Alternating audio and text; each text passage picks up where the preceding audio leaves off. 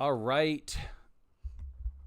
Welcome, everybody, to Chalice and Chains. My name is Sam, and we are back with session 3 of the Dark Age of Man role-playing game, Saints and Sinners Chronicle. I think it's been about a month or so. So if anybody is following along, you should have had plenty of time to catch up on the sessions 1 and 2 and the one shot that we ran, that if it's not up online, it will be. I think it is. Also, for any of my podcast listeners, if you're out there, welcome to the Dark Age of Man Chronicles podcast. The live play recordings, slightly edited to go on there, so you can always listen to it in audio format if you can't listen to it or watch it online. And I am very happy to be here with the two gentlemen from Roleplay Cafe, the authors of this fine game, Jason and Del, and we will have them introduce their characters yet again. And then we are going to kick it off in our naive kind of collective storytelling way that we do. So with that, since Jason, since you've been gone the longest from the channel, why don't we have you introduce yourself and your character? All right. I play Janus of London. He is a merchant. Recording in progress. Oh, sorry, I started I recorded Yep. because Zoom will capture your audio separately, Okay. as a separate file, so I can use that for the podcast. Awesome. Janus of London. He is a spice merchant, and he is very sickly, dying with something. Average in height, stands erect, square-shouldered, hell and gaunt, sickly. He wheezes and clears his throat of phlegm quite often. He is always accompanied by a Arab guard who does not speak English, named Yami, and I very often run Yami as well, or at least use Yami as a cohort, so to speak. Yes. All right. And of course, Del, you actually just muted yourself. There we go. Okay. Awesome. I am playing Brother Boethius,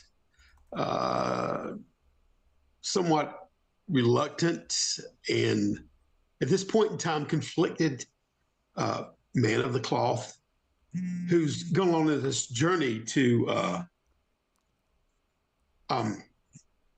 up northish to find out what happened to Brother Aethelwald, or Brother Bishop Aethelwald. Mm-hmm. And he's requested from his lord and gained passage via Janus up north. Their relationship so far has been a little tense, as it were. But it looks like they've finally made it to Northich, in spite of the difficulties, and that's where you'll find me. Awesome. Thank you. And just if anybody is not aware, and there will be notes in the description for this YouTube video. The Pay What You Want PDF is available on drivethrurpg. These gentlemen have told me that they will have a full art version at some point, but I don't believe it. It might be in the next decade. No, just kidding. It should be soon enough. But I highly recommend you pick it up. It is excellent, and if the type of sort of improvisational role playing that is bolstered by a really good set of rules to make that job a lot easier for you is your jam, then pick this up. Mm-hmm. So with that said, it has been about a week or two since, let's say about a week and a half since the events of session 2. You have managed to make your way north upriver, sometimes having to kind of navigate some shallows or go on land for a little bit, but you managed to make it near to Northwich City, probably about maybe a half a day's ride or maybe about a day's walk to the main city in Northwich. But you have, as you've gotten further and further into Northwich, you have seen that this is not a country that seems to be at peace, or a kingdom that seems to be at peace. It is very... everybody seems stirred up. Now, fortunately, they seem, being a fairly strong kingdom, they have managed to weather the attacks of the Danes, the raids from the Danes all up and down, England and Ireland and beyond. Not to say that they haven't experienced them at all, but so far, Northwich City is intact and in the hands of the king. It has not fallen to the Danes, and they don't seem, right now anyway, to occupy a large portion of that kingdom, which can't be said for Ireland and even parts of, what is it called in this one? Eastumberland, I believe. Yeah. Yep. So Northumberland. Well, either way, where the kingdom in which Dredgewater is located and all that, I would consider it probably like Mercia, Wessex, if we were using the more historical names. But you have, as you're kind of traveling along the road now with, Janus, you and Brother Boethus, you know where you're going. You have said goodbye to your companions who brought you here by boat because they need to sort of divert for trade and whatever. And you're making your way along what would be considered the trade road to Northwich City, which I'm kind of conceptualizing as York. If we were in the real historical context. And you have been, you can see a group of cavalrymen coming towards you down the road wearing the Northwich colors. These are clearly soldiers. And as they get close to you, they are motioning to you to stop and that they wish to speak with you. And so... to set the scene, it is about, it's probably mid-morning at this point. It is a nice sunny day. Your late spring, starting to hint at summer. So you know that the raids are going to start back up soon. But the beauty of the land and the warm sunshine on your skin has had a bit of a restorative effect on you, as much as it can, right? Getting out of that terrible rain and everything, it is a nice thing. And so that sort of nice reverie or whatever is spoiled a little bit by these Northwich men coming to speak with you. But you do see this, and you know that you'll have maybe a minute or two before they get there. What would you guys like to do? I will command Yami in his native tongue, Arabic, to stand down, pull your cape and robes around your blades, and be low key. Basically, tell him to stand down, be low key. Okay. And I will whisper to Boethus, what is it? What do you know of the North, Boethus? Are they welcoming? You're muted. Okay, if the girl's receptive, I'm trying to gather her up underneath my wing, as it were. You will probably readily notice, as we've been through the rain, and this is plenty of sunlight, that the gray cast in my hair seems to be less so, and it's more black, as it were. But nevertheless, I'm trying to grab her under my protection and trying to push her behind me a little bit. Mm-hmm.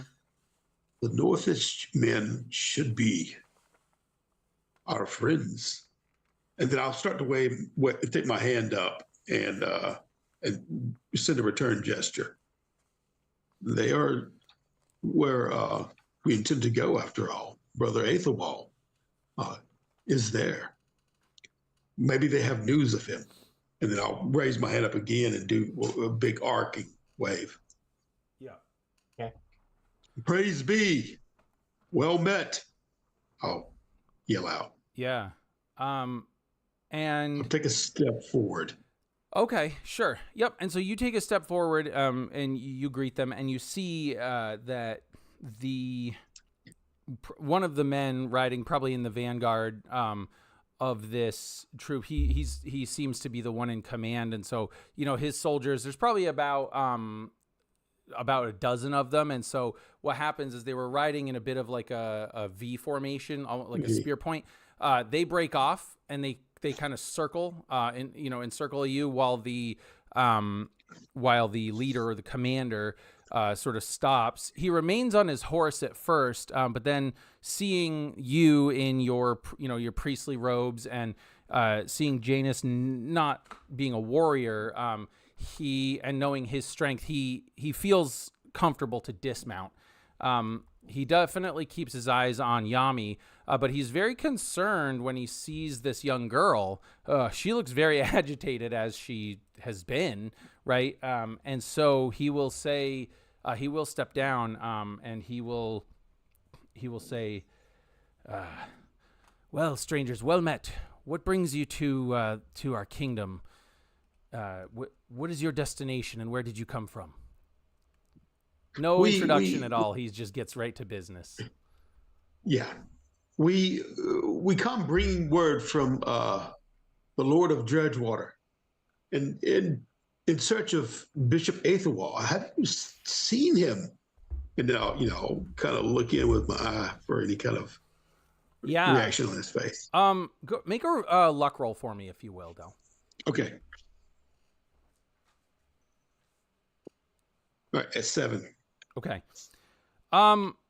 When you say looking for Bishop Athelwald, there's recognition on his face.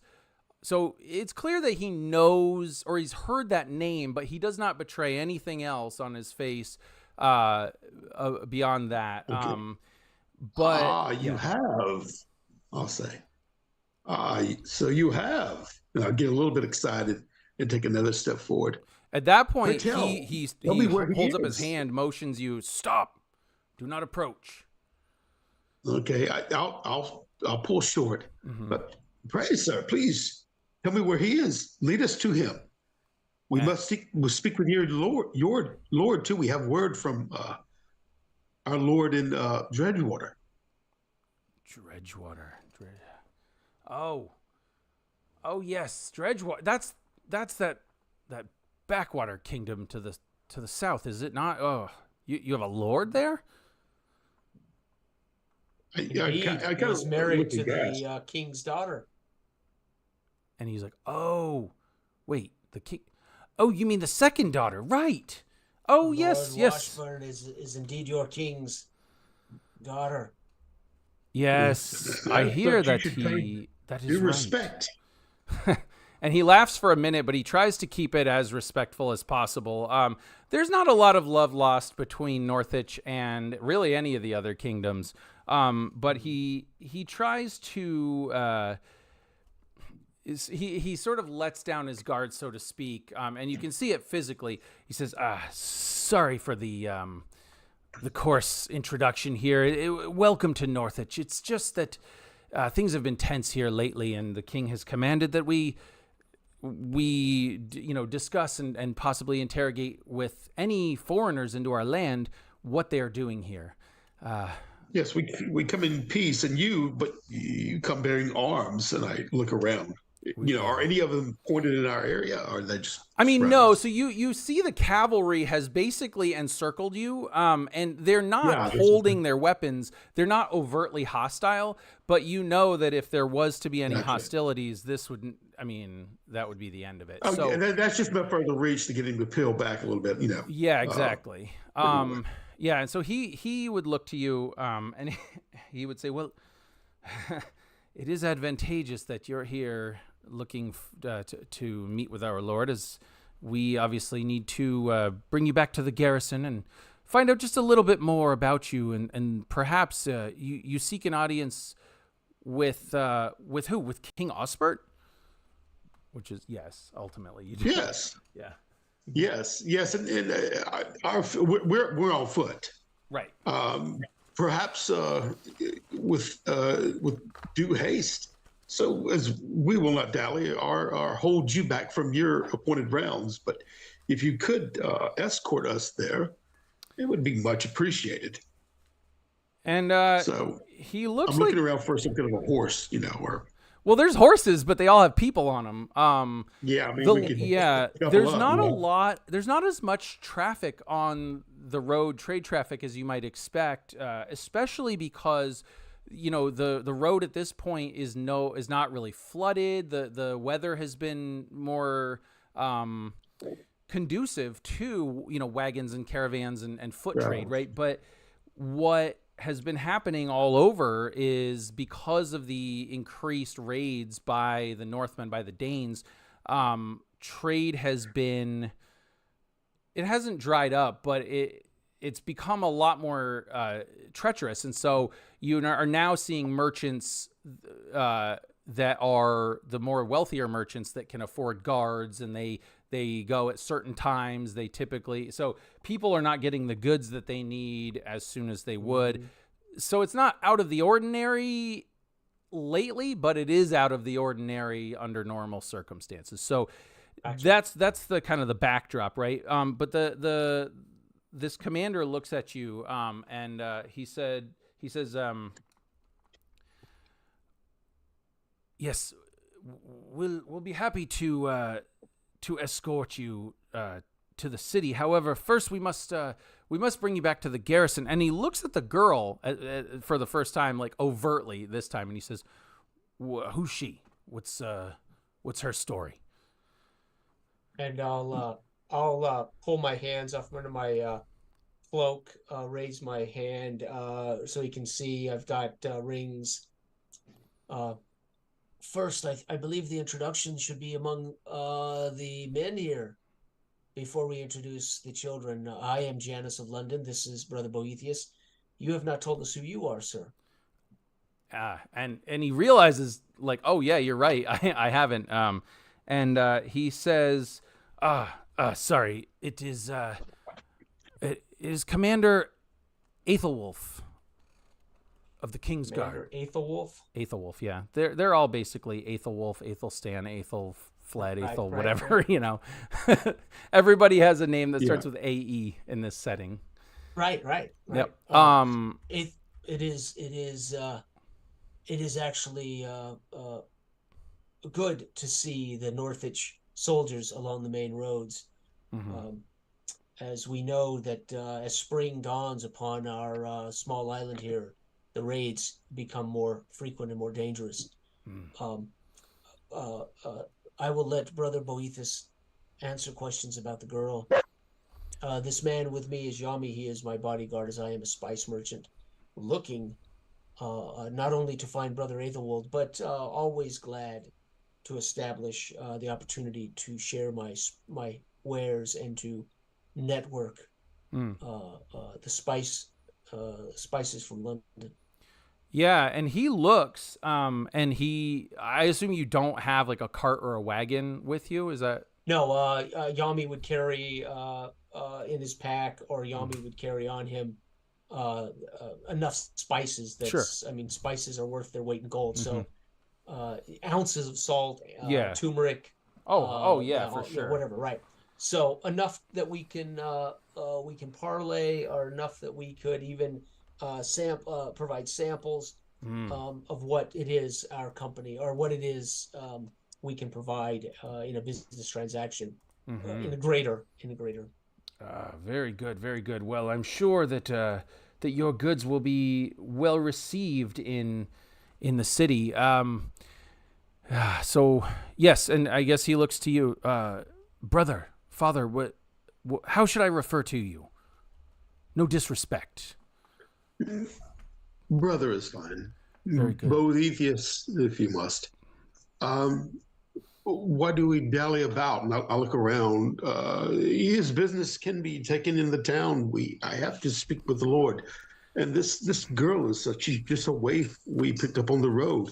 You yourself say that the pagans are the Northmen run rampant and harry people from here to there and yonder. And she is one that the Lord has deemed, of value that we have rescued.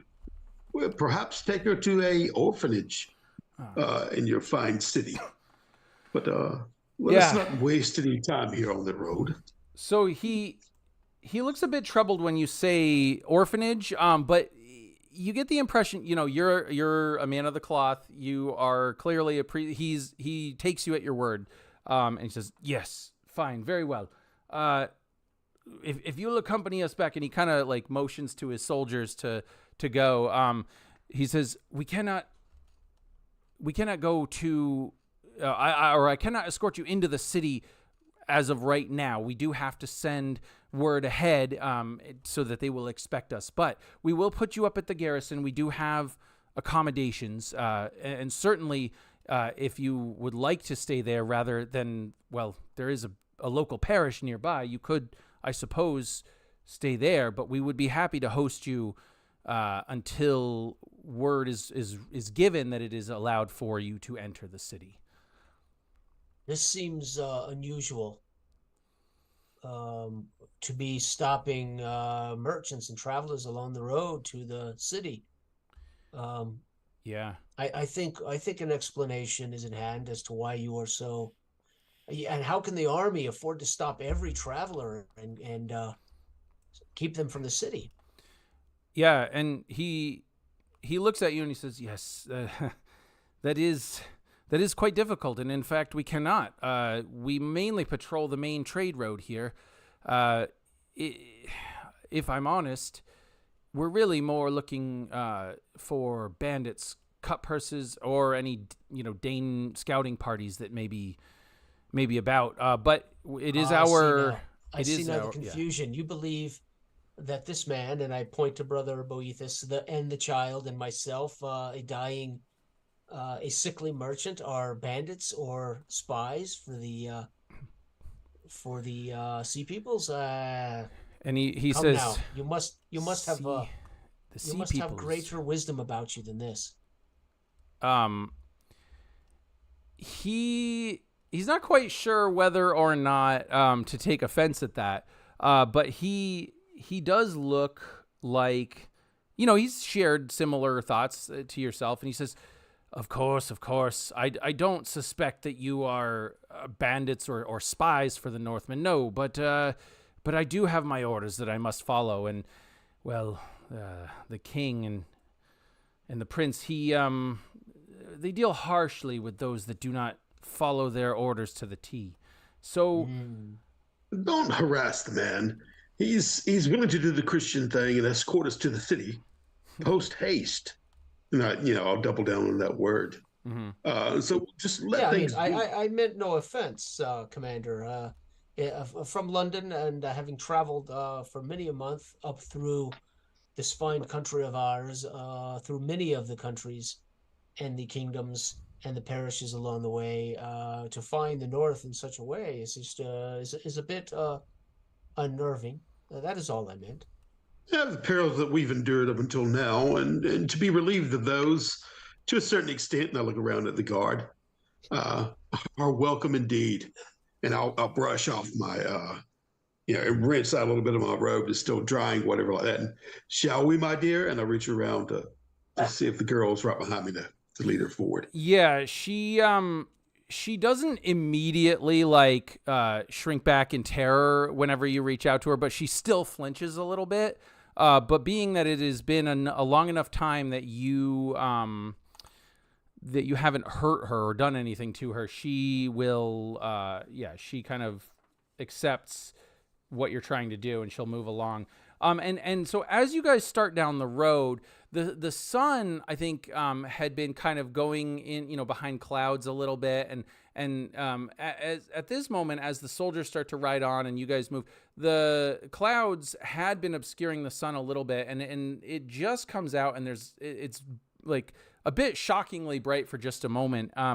And you will notice kind of off to the side of the road, there's like this small, like, rock outcropping, so to speak, big enough that there's a few boulders that someone might be able to stand up on top. And in fact, there is a man standing up on top of this boulder, and this guy looks like, he's like 2 steps from death. Like he looks terrible, but he's wearing just these tattered and seemingly bloody, just like plain robes.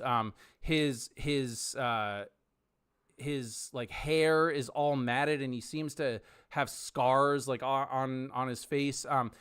But he is standing there just looking at you. And he kind of, he puts his hands up as if to, and then he puts them into prayer, and you get just enough of a glimpse, to see he's got, actually where his wrists are, he's got holes in his wrists. Looks like whether, I don't know if a stake or a nail was driven through them or whatever. But Boethus would immediately recognize this as who he knows to be Bishop Aethelwald, or at least that's what it looks like to him, but somebody who's been tortured and whatever. Right. And Janus may or may not kind of put it together with the visions that he's seen. Because the visions that you've seen of this holy figure were, in full kind of splendor and regalia. Yeah. Right. I hold up my trembling finger pointing in that direction. Yeah. And if nobody else has seen them, and I'll say, "Why do you torment me?" And I start to fall down on my knee. And tell me. And I start screaming out toward the direction. And so... as you do that, so the girl at this, she's started kind of scrambling backwards. She's a little bit freaked out. And the horsemen stop, right? Because you're now like on your knees screaming. They're like, what's going on, right? They're looking around for a sign of danger. And the horsemen kind of get in between your view, between you and the rocks, and they're like kind of circling. And after they leave, the man that was on the rock is gone. I would be saying, like, can you not see him? Yeah. Aethelwald, he is yonder in the manifestation of our Lord. And then, but right now, tears are just coming out, and I'm wiping and whatever like that when I look up, and that's when he's gone. I'm trying to peer through the horses as they're passing. Yeah. I'll go over to Boethus and put an arm around his shoulder, trying to help him to his feet. I'll whisper to him, "It is but a trick of the light. Brother Boethus, you are tired, but a trick of the light. It is what you want to see, not what is indeed there." It takes me a minute. The trembling subside for a little bit, and I'm actually kind of preemptively sobbing, and I'll catch it in a big gulp in my throat, and that lump in my throat, and kind of look up through eyes and blurred and look, and then all of a sudden I'm consciously aware of everybody around me, and I kind of gather myself as I stand back up, and I'm not pulling away from your touch as you're saying this, and then you could tell like something in me clicks, and I know what you're doing. I don't want to give you that you're comforting me type thing. So I slide out and I straighten myself up. Yes, we must go on. Let us go from here. I'll order to Yami in Arabic. Carry the girl, Yami. And she seemed to be much more comfortable with Yami, as he was the one that rescued her. So if she will readily allow Yami to pick her up and carry her, like piggyback on his shoulders or whatever. I'll order him to do so. If she resists, I'll order Yami to leave her be. Okay. No, she won't resist. Pick up my staff and the bird cage that I have and off the ground that I had let topple whenever I hit my knees. I right knit and I'll stand up, and I've forgotten about asking about the horses, whatever like that. As I tread on my walk, my gait is somewhat unstable now, but I'm it's quickening pace trying to get out of this area. Yeah, Commander Aelwolf, would you not spare a horse for Brother Boethus, as he is? Well, we are all greatly fatigued as we have been on the march for many a day. Would you not care to ask some of your soldiers to surrender horses to us just until we get to the garrison? And he looks back, and his cordial attitude is gone at this sudden outburst from Boethus that kind of put his men on high alert and kind of scared everybody. Right? He's like, I would not. We cannot spare the horses, unfortunately. If there's a raid, we will need them. And as if to punctuate those words, you actually hear in the distance, and there's a third blast. And at this point, the men of Northwich are like, they're worried at this point, and they say, No, they cannot be. They cannot be this close. And so they look to you guys at this point, and they say, quick, find a place to hide. I fear the Northmen are here, and they must be close. And then he motions to two of his men, and they say, right on. Let the city know we must be reinforced. And so they do. I'll bark to Yami in Arabic, take the girl into the rocks, hide among the rocks. These rocks that you had described to us. And I will look about to see, how Commander Aelwolf goes about ordering his, what's the remainder, the rest of his orders for his troops, as I will, then say in English to Boethus, we should hide in the rocks from Boethus. You're muted. You're muted. Still muted. I turn around and look at the rocks where the vision had occurred, and when you say that, I pull away from you, and then my eyes, it's like I hear the sound now, and I'm paying attention to it where it was off for a little bit and looking at the rocks per your suggestion.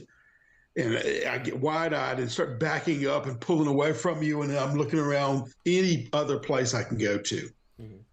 Boethus, you must find refuge, or you must lose the religious clothing and iconography. These Northmen will make good sport of you.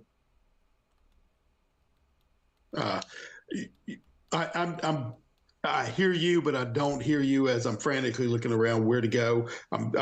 Any tree or anything I can get behind. Not much. Right? The thing is, so there's a lot of like sort of hills and whatever, but there's not a lot of trees right now because most of them have been cut down either to reinforce the palisades in the cities or to for the war effort to build ships, whatever. But there are these like sporadic like rock outcroppings. Where you are at is kind of a it's a little bit more of a flat area because you're close enough to the city that it has been kind of what's the right word? It's been worked. The land has been worked a little bit more to be more conducive to prevent an army from hiding, right? But also to make it easier to travel. So if the troops need to quickly go in and out. Really the only place that you might be able to hide, and it's a meager hiding spot, as you know, is that rock cropping. That's fine, but I'm not going there. When I turn around and look at the vista and don't say anything, you can see this pale vistage, just this countenance just drop over me, right? And like perspiration just peels across my lip and forehead. if Janice is looking at me and I'm kind of zoned out, and I'll start saying, "Yea, though I walk through the valley of the shadow of death," and I'm walking toward the soldiers that are facing the oncoming enemy.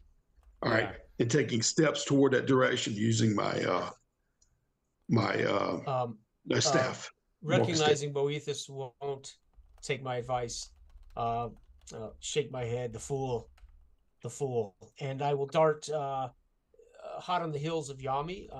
However, I will take an area in the rocks, trying to separate myself from Yami and the girl, closer to the road, closer to where we might witness what goes down. And again, in Arabic, reminding Yami, whatever happens, take the girl, stay hidden if you must. You take the girl and you get out of here.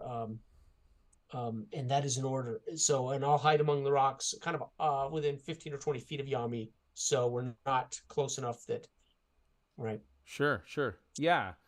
Okay. And so, as the soldiers, they're not necessarily like they're not staying still, and they're certainly not here to guard you, right? They are kind of going forward. I mean, the commander kind of described their role as looking for the enemy, but not necessarily fully prepared to fight them. So they are heading off in the direction in which they thought they heard the horn blast come from. And as they're doing so, they do hear that again. It is closer this time. So it's clear that it is coming south from a northerly direction, but not quite that close to the city, because the city, if the city was sort of in the northeastern part of the country, this would be coming more from the northwestern part, perhaps. Gotcha. Yeah. So they're gone. They've ridden away. Well, they're still within sight. You can see them. It's hard to gauge how far away this horn blast might be coming, but it's safe to assume that they believe that this is a raiding party, a Northman raiding party, and that they are going to try to discover whether that is in fact the case. Right. Yeah. My feet are shuffling through on the trail, as it were, and I'll get to where I see them kind of go off, and I'll stop and just stare there, standing with my staff, awaiting what is to come. But I'll be transfixing that location for a little bit. Okay. So that's what you're saying, James. Yeah. Okay. I'll be reciting different prayers and whatnot about vanquishing the pagan incursion. Sure. And I'll wait a while to see, and I'll wait maybe 5 minutes to see what transpires in our immediate area. Yeah. If nothing does, that's when I will pop my head out and whistle and try to coax Boethus over to the rocks. Okay. Yeah. So nothing immediately happens within that 5-minute span. The soldiers do manage to ride out of sight, and because the ground, the terrain here is a bit hilly, sometimes they'll come back up into sight or whatever, but for the most part, you can't see them anymore. I'll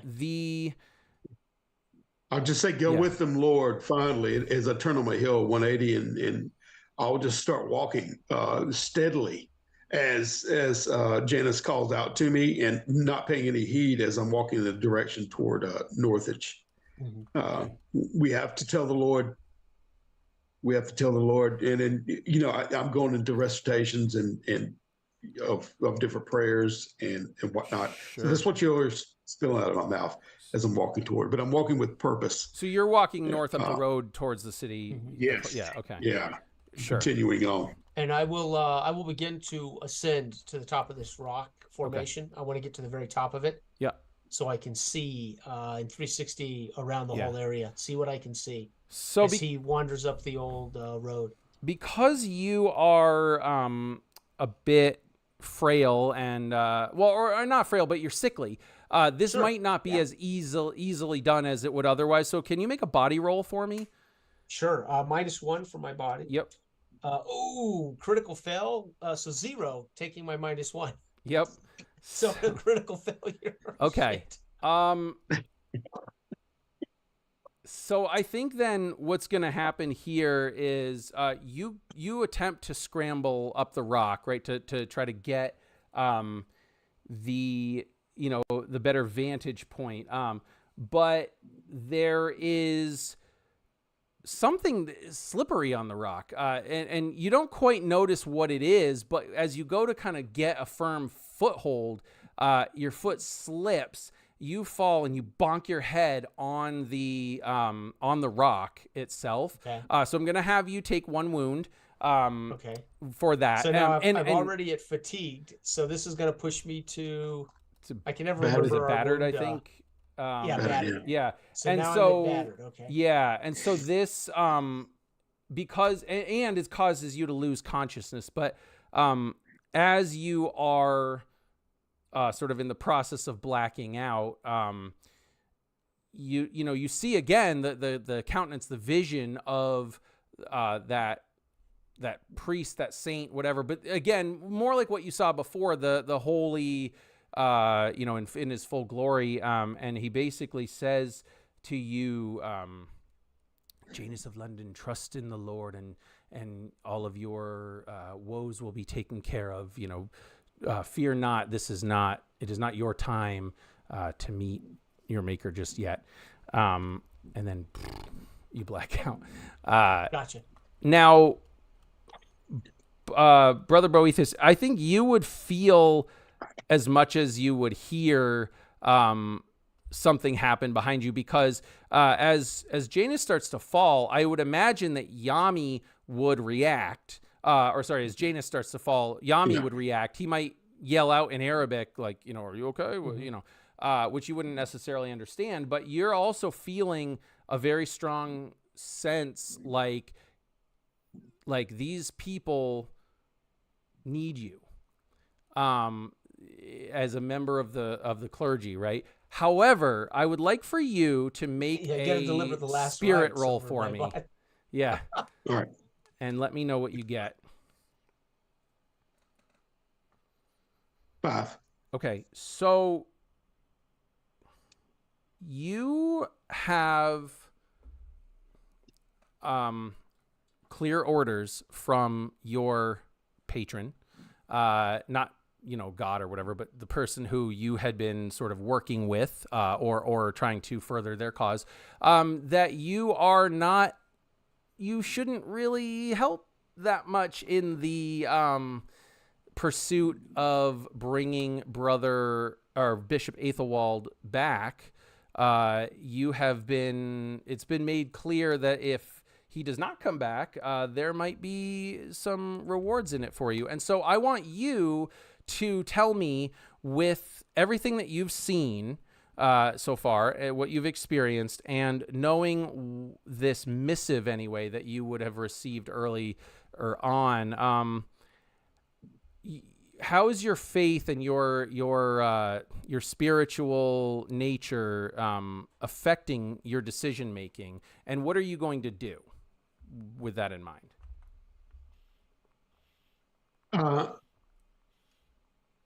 I'm going to steel myself, swallow.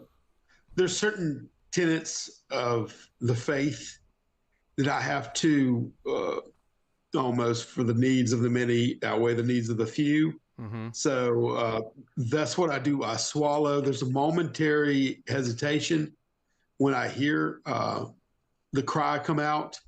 Yeah. But only moment, and this very fleeting. I'll set a grim, look upon my face and keep walking determinedly toward Northich. I'm just still a minimum on a mission. As far as the intent, I know what to do, but the spirit role, it just more so readily sets my resolve to do so.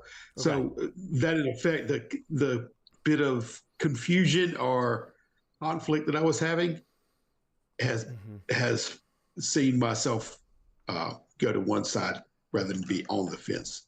Okay. So it's more of a necessary now. Yeah. Okay. Cool. Yeah.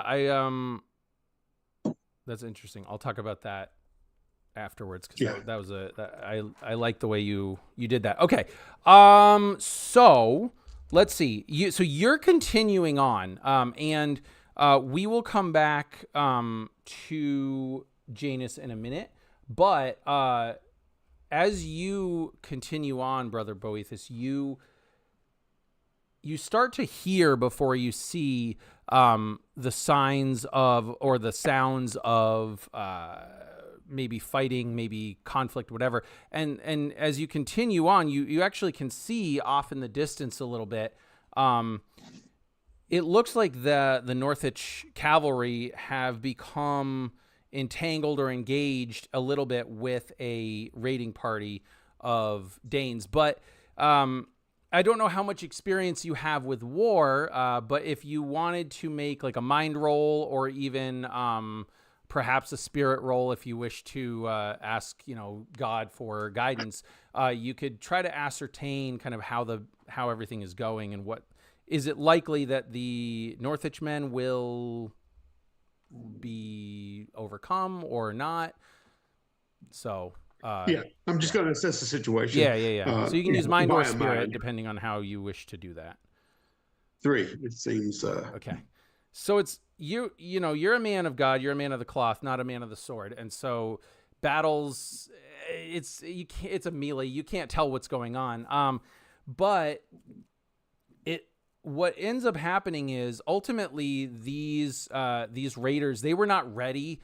It seems like they were not ready for armed cavalry. They did not expect to meet armed cavalry. So they formed a shield wall. The cavalry kind of tried to poke at that. They lost a couple of men. They left, and the raiding party seems to turn and go back to wherever they were going. So it appears as though, at least for the moment, you won't necessarily encounter these hostile Danes if you were to continue on. Yeah, that's just affirmation that Yeah. that the Lord's clearing the way for me, right? So I keep stepping on toward that, as in parting the, Yep. parting away for me. Sure. So Janus, I am interested. Well, 2 things. One, would Yami try to sort of heal your wounds and kind of help you a little bit? Like, does he have that knowledge? I would make a mind check to see if Yami even thinks I'm dead. Okay. Yeah, and go if ahead. he thinks I'm dead, he would take the girl and run. I'm thinking. Okay. Oh God. Okay. Right. Yeah. Because from what he saw, and I'm out. Yeah. And I'm already sickly. He might actually think. Yeah. His mind is a 0. So I would make a mind check. I don't know what the difficulty. That's up to you. But yep. To see if he can perceive. 3 is my roll. Oh wow. You got to get a different dice, man. Well, I rolled 2 crits last game. Yeah, well, that's true. You did. Well, okay, so yeah, you tell me how Yami would react. 12s or yeah. Yami. Yeah, how Yami would react to that. Yami peers out. He's got the girl, kind of cloaked under him. Perhaps he would see the smeared blood on the stone. The skirm? No, I'm not no. I mean, I'm completely motionless. Yeah, he would not see or hear the skirmish. No. Okay, but he's heard the horns, of course. Yes. I've told him to hide, and yep. When he sees me go down, because I would be his, having given him the order, and he honestly, failing his mind check, he thinks I'm dead. So I think he would scoop up the girl, and he would head south the way we came. Trying to get as much distance between this horns and the north horns and himself and the girl. Okay. So let me see, how do I want to play this? Okay. Janus would probably have been in this sort of half-conscious state of pain and confusion and whatever, but I think suddenly you can physically feel with your body somebody is touching you. There's a physical, like it feels like hands are touching you, right? And one, you can feel them starting to touch your head a little bit. Not like, it doesn't even seem like they are looking to take something from you, but just trying to figure something out. You can regain consciousness at this point, if you would like to, but I will leave it up to you whether you do or not. Yeah, that's I'm battered. Was knocked unconscious.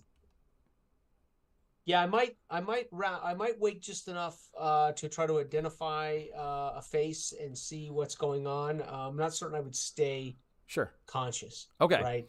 Yep. Unless I feel like I'm being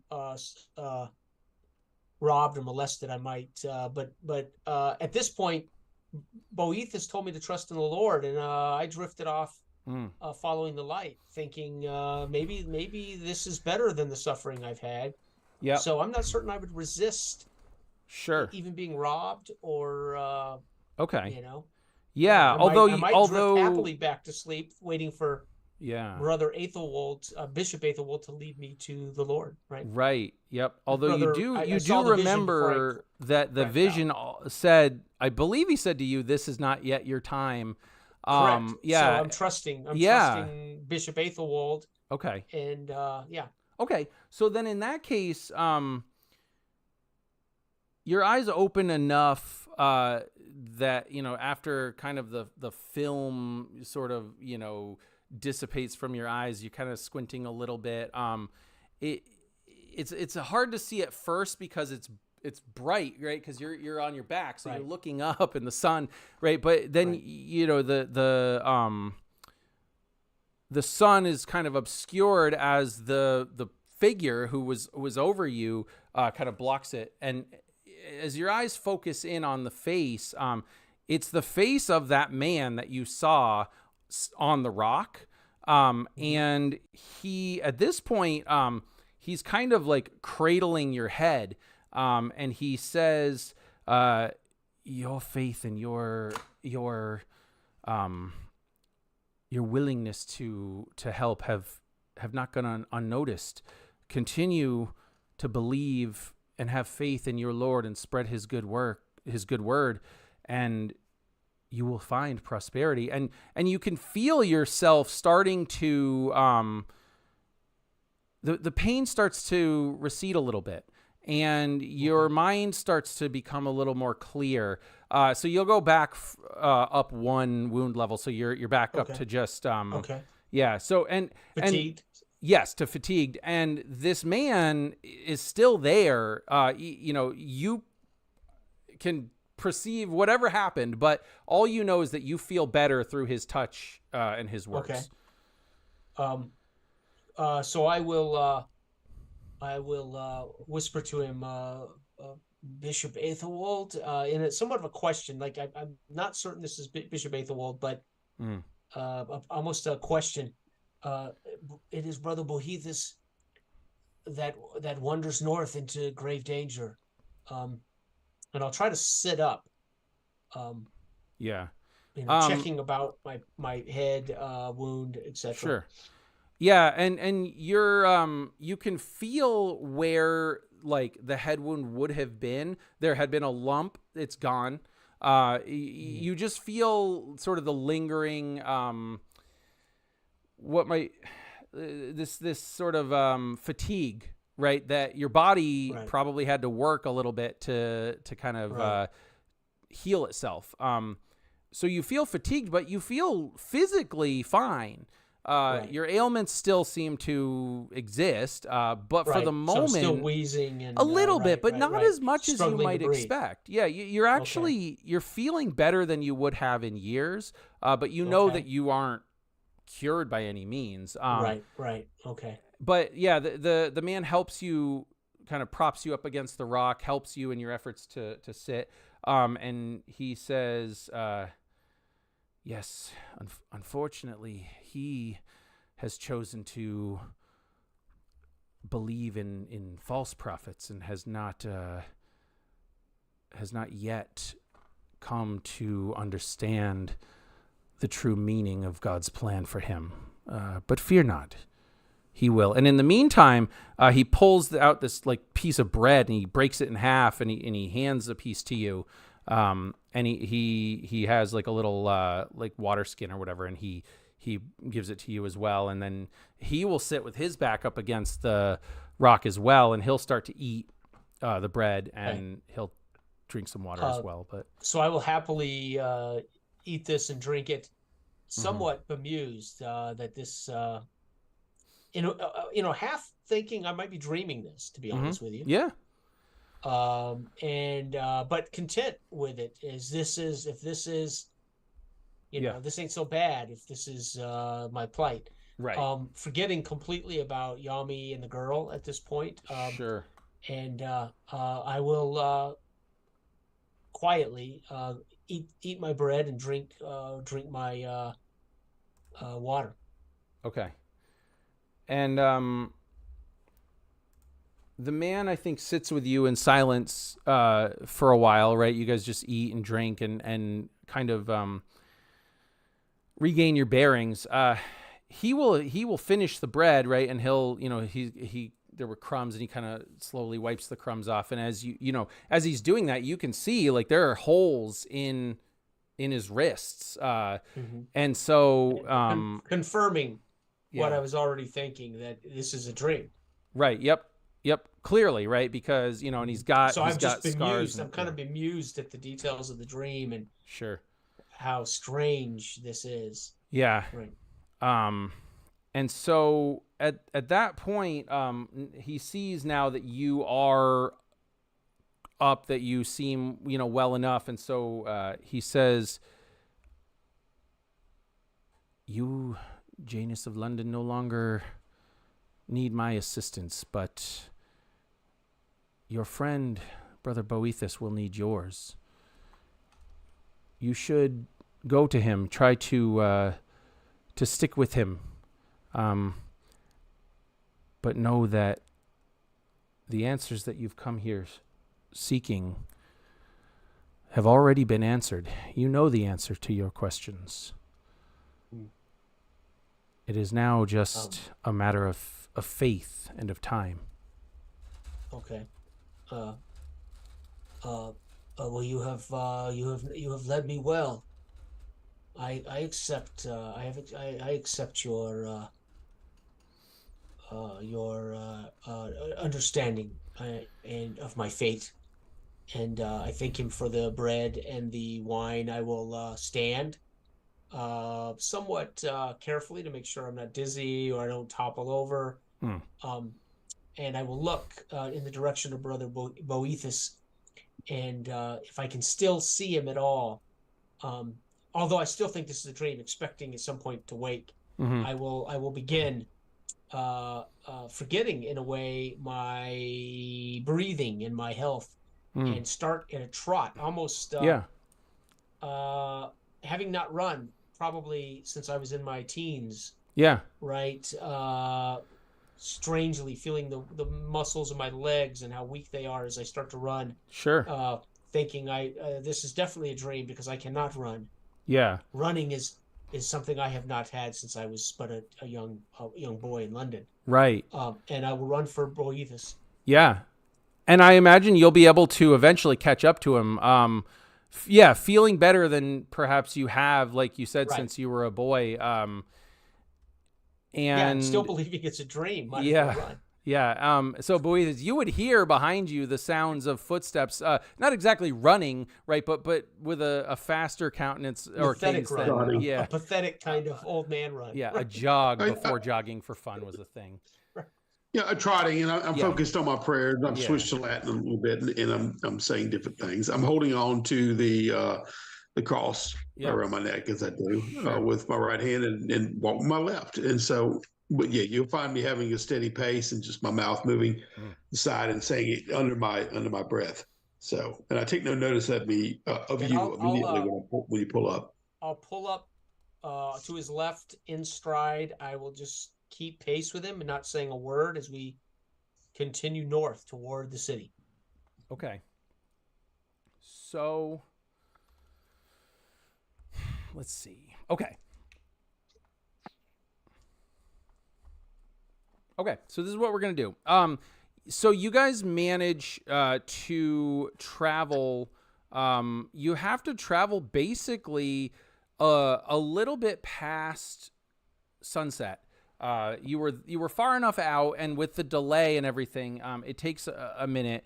But you do manage, just as the sun is sort of peeking down behind the horizon or below the horizon, you manage to see the large stone walls of Northwich City. You see the sort of sprawl of almost like the slums outside of it, where the poorer folk would live. Sure.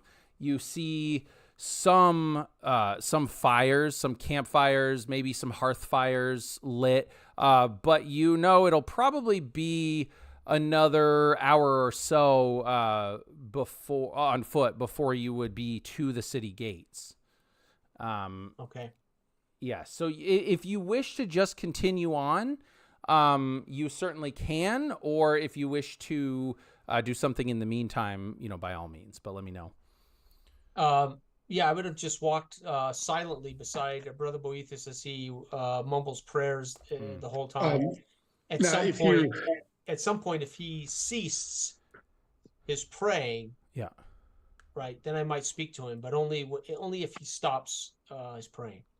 Okay. Yeah, you will hear me switch from Latin to English in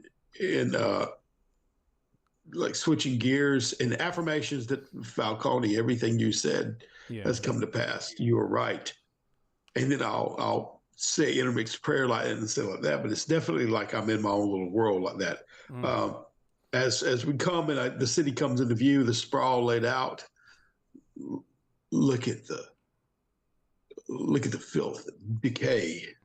And then I kind of slow my pace around and stop, taking the whole vista. And that's when I notice you there. Mm-hmm. And I stop, and then my eyes are dilated almost, and they go in and look at you. And I look around and say, where is your man and the girl? And at that, I will tell them, well, they could not join us, Brother Boethus. Your prayers have got us this far. And these people, are they not closer to God because of their poorness? Are they not closer to you and to God than myself or those behind those stone walls? If God sees fit, then we'll be closer in one way or the other. And then I blink and kind of look off. If you're coming with, keep pace. And then I'll take off, walking toward the. I'll grab your arm and turn you around to face me. Are you still on a mission to find Bishop Athelwald, brother? Bishop Athelwald, and I'll say, to warn the Lord, and then I'll stop and gather my sisters for. Yes, and to find the bishop, the good bishop, and I'll draw out the word good. Well, then you go the wrong direction. The bishop found us. Did you not? Okay.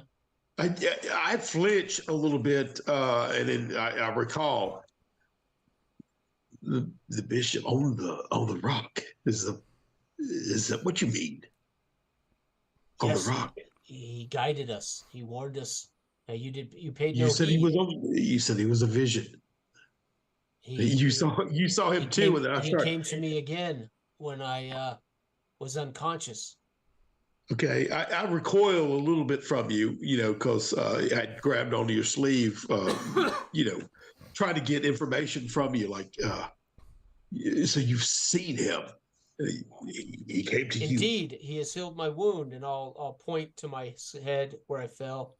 And I'll look around you, examine you for a little bit, and pull back. And there's a tendril of like doubt, and then I'll look over my shoulder down the road that we just came, paranoid almost, and then slide my eyes to the city. And as you slide your eyes to the city, must make haste. you both you'll start to hear before your eyes really reveal what's going on. You start to hear some screaming. It sounds like maybe a woman, maybe like a child. You hear a man yelling, right? You start to hear this sound of conflict, essentially. And as you kind of get a little bit closer, you see that there is this, it looks like a family as far as you can tell. And there are two soldiers with spears, kind of pointed at these guys. And this family is yelling, "No, please don't do it. We will not enter the city, but please do not." And the soldiers basically say, "By order of the king, anyone presenting with the symptoms of plague must be put to death and their bodies burned." And then they were like, "Do not resist." And then there's other people around that are kind of like, "No, please show us mercy. Don't do it." I hiss and say, "Filth," and look for affirmation in Genesis' eyes. Like I said, filth. But I walk with the Lord, and I'll grab the cross. It shall not touch me. We shall enter this city and speak with the Lord. And then I'll bark behind Brother Boethus. "Filth, these are your people. They need you. How do you disregard them as filth when they need you?" As I start to yell louder. Filth. Filth begots filth. Then I'll so I let Boethus go, wandering off toward the city. Yeah. And I'll turn toward this family. Well, so before you get there, there are other soldiers nearby, and what you thought were campfires at first from up above are actually like pyres with burning bodies on them. Presumably these soldiers carrying out the orders of to destroy the people with plague, and so the soldiers will say, "Oh, turn back, sir, turn back. There is plague here. You do not wish to enter the city through this way." You'll hear me over my shoulder. "There's no money in it for you, Janice." And then I'll kind of laugh maniacally a bit as I keep walking. Well, and the soldiers, before you do that, but the soldiers will not accost you, Brother Boethus, but you notice that the people, they start to try to approach you, right? Brother, help us, please, help, I'll say back and hiss at them, back. Yeah. Okay. Like that, and I'll hold the cross a little bit as I turn around and make sure that I'm watching my 6 too as I'm back into the door, and I'll gesture toward the guards to let me enter.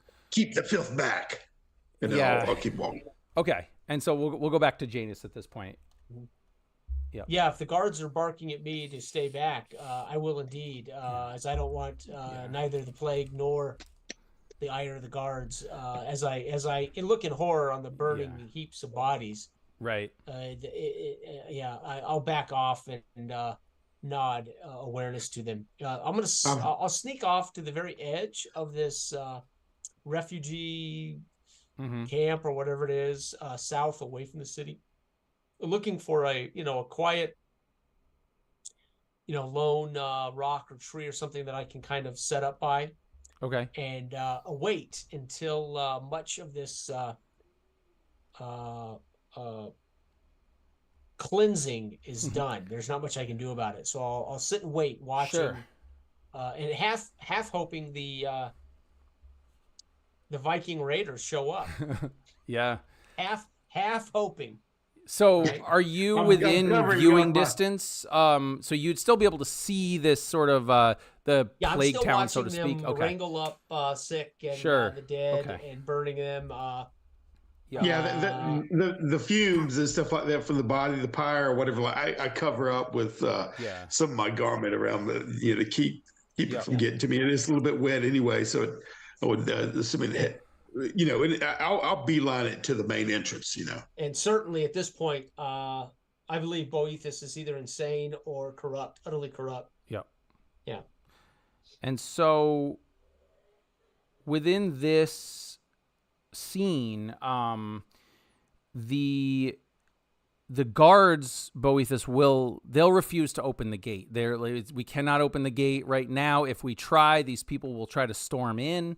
And right now we've had to take guards off of the wall to go to reinforce, against a Viking raiding party.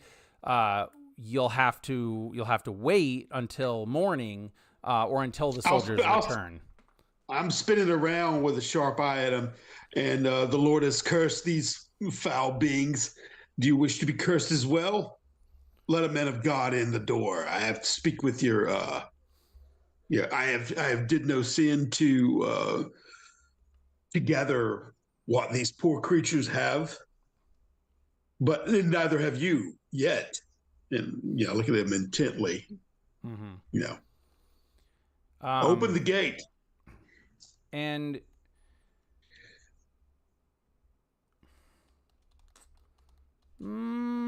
okay. Make a prestige roll for me, if you will. Okay. 6. Okay. Okay, so for a moment, the guard looks like not so much that you persuaded him, but he's trying to decide whether or not he should accost this man of God or not, because clearly you're not from the town, so you're not one of their priests. But then he obviously decides that his mortal soul is worth more than you rebuking him, and so he chooses not to commit violence. But at the same time, you do see what looks to be a priest up on the wall, and he's about to call down to you. You can tell he's looking at you, but then you hear this commotion behind you. And Janus, you would see this as well. It seems like all of a sudden the crowd, they had kind of gathered around and near this family who looks like they were about to be put to death. And they had been saying, no, please. Right. Well, so all of a sudden out of this throng, appears this figure, right? And this figure starts walking forward, and he holds his hand up to the guard to basically put it in front of the spear tip. And Boethus, you would hear this. Janus, you wouldn't be able to hear it. You could kind of vaguely see this, but Boethus, you would hear this voice saying, "There is no need to put these men to death. If God has cursed them, then they will die on their own. But if he has not, he will have sent his agents, his angels, to help heal these men of their afflictions, these people of their afflictions." And as this is happening, right, these people start to like they're touching his legs and his robes and whatever, and some of them are crying out like, "It is a miracle! Oh, I cannot believe this!" Right? And they're like, "It is gone!" And so, for all intents and purposes, these were lepers, right? For the most part, this was leprosy or some other horrible malady that would show up on the skins and whatever. So, and you can start to see that some of these people do in fact look now normal. They stand up, they start, praise you, the Lord, he walks among us. And the soldiers are so caught off guard at this point that they like drop their spears. They don't know what to do. But the crowd is starting to heal me, and they believe this is Jesus. Essentially, they're like, Lord Jesus, God, he walks among us again. Please, it is our faith that has healed us. Blah blah blah. Right? But you are witnessing what appears to be an actual healing of these people by this lone figure. Now you can't make out the features because it is dark. And while there are fires, he seems to have a hood on. Tall enough man, but as the people are starting to crowd in on him, he will reach down not as if to push them away, but to almost to embrace or caress them, right? And his hands are kind of down, rubbing the head of someone, or if they are able to walk up to him, he might clasp their hand or whatever, and you'll see like these hands covered in boils and rotting necrosis and whatever, right? And they come away seemingly healed. And so go ahead. I'm taking it back a little bit about this, but I'll turn and collecting my thoughts, say,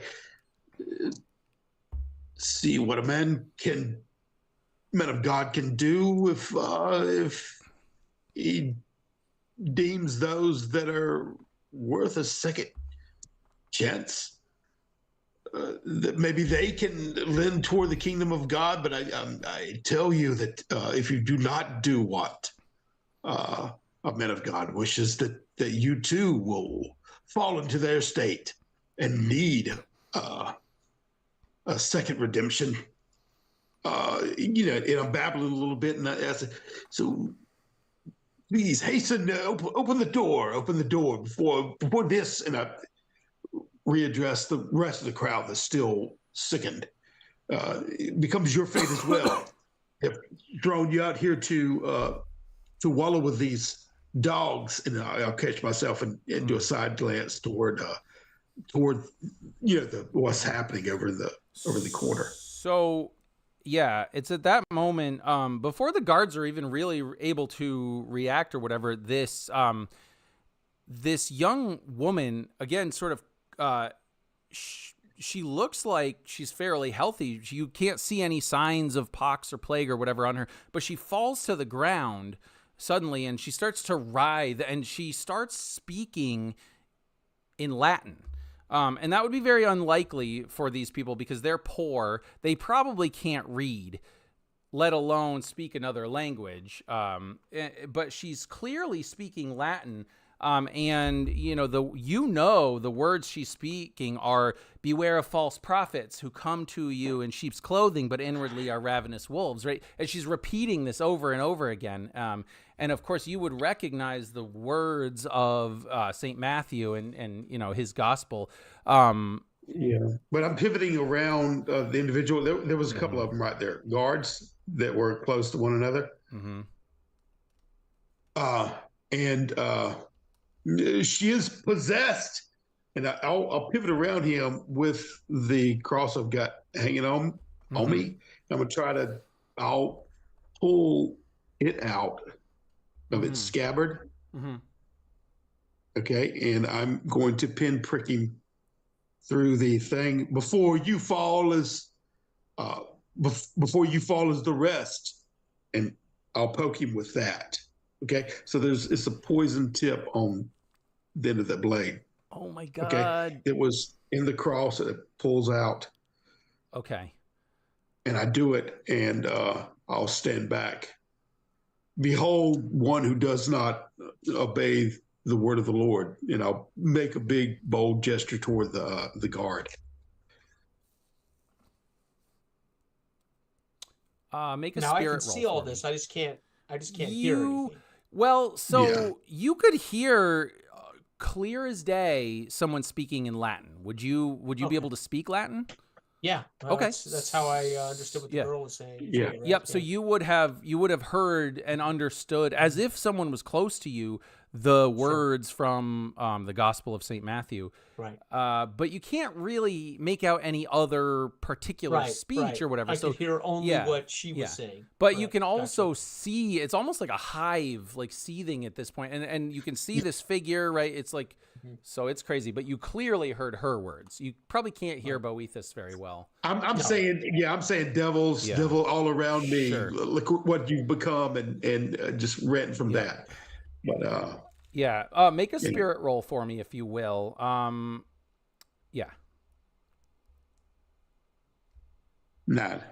9? Yeah. Okay. So this guard, who you sort of, in a way, publicly rebuked, right? He steps back for a minute, and he's stunned, and then all of a sudden he starts right, and it's like he's choking, he can't breathe, and he starts to fall to his knees, right. And I'll make a show of it too, like I said, in continual. His master takes him over, the same as her, and I know people can't hear Latin around that, but I'm very confused in the state of it's a teeming mass of what I might consider demons. That's how agitated I am around me. That I'm trying to get in that door through it because I'm feeling pinned in. And so, yes. And so with that, the other guards that were at the gate, they're thoroughly freaked out at this point because you said, basically, this guy stopped you. You said, nuh-uh. And this is the devil's work or whatever. And then he goes down. So they're like, oh God, all right, we better let this guy. So they open the gate. And, the bishop the priest who was up on the wall, you don't see him anymore. He's gone. But the gates do start to open. And the throng who the soldiers had been worried would try to rush the gate to get in, don't seem to be paying it any mind. They are completely transfixed by this figure out in the crowd. Right. But Janus, you would definitely see the gates opening. You would probably be able to hear it too. Cause I've got my cross out and I'm blessings to you, my child, blessings to you. The Lord keep you, as you are in the midst of these devils. Do your job well. And I'm backing up and I'll slip to the door as quickly as I can whenever they get, when I can get purchase. Yeah, absolutely. So you are able to basically make your way into the city. Now, I'll describe that in a minute, but I want to hear, Janus, how would Janus be reacting to this? Because you see the gates open.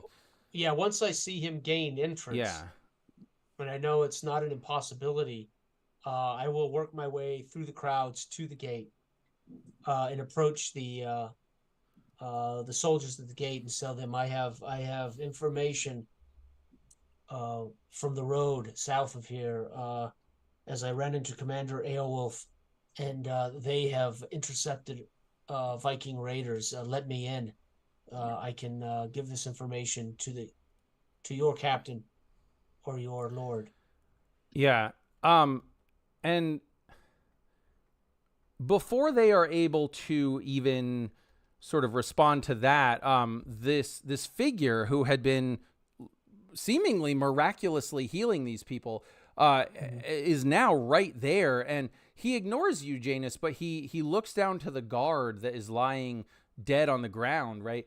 And he kneels down, and he puts his hand on the guard's chest, and he says, as the word of the Lord is like breath to your soul, let his word bring breath back into your body. And then he kind of he makes like a pushing motion, and you see the guard go and he breathes, and then he breathes again, and then his eyes start to open, and at this point, everybody's like, it's a miracle. He's brought him back from the dead. The Lord Jesus, Christ has come and he's here and whatever.